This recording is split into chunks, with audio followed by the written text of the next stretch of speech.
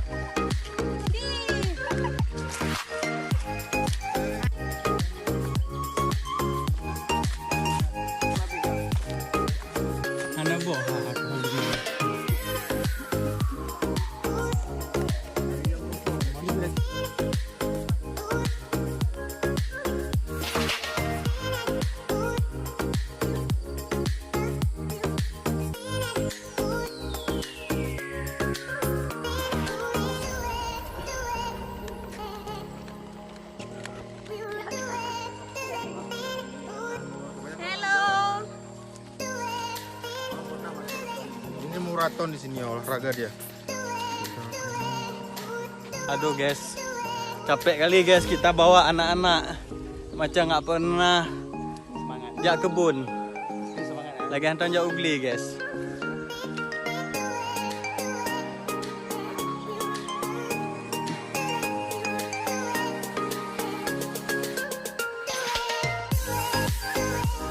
Ini kan pengalaman sih.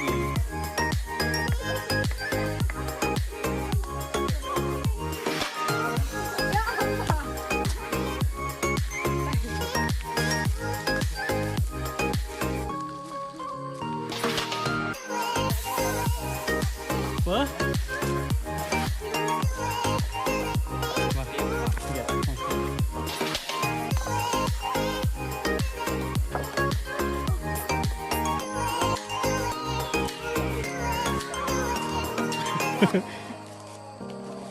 Di mana, Di?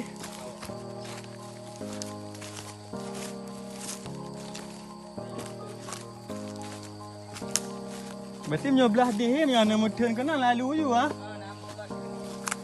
Kau mungkin yang hana mudah lalu je ah. Enggak nampak. Ya dia. Ha? Terus. Jangan terlihat. Itu.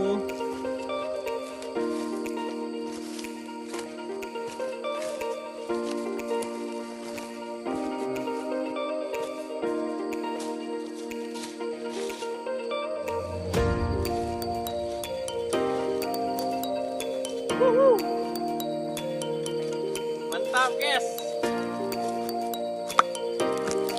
Ni ambil lah. Deta. Buah durian.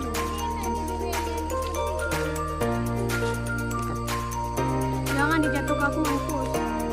Enggak. Enggak.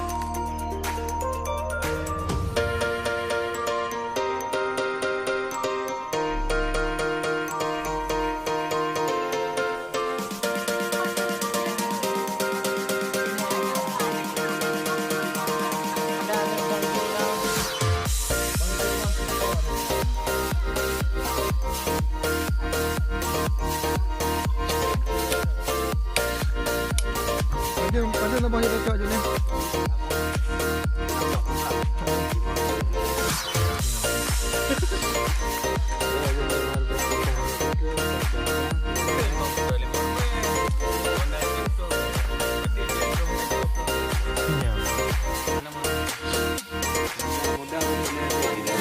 Dah boleh tak mama?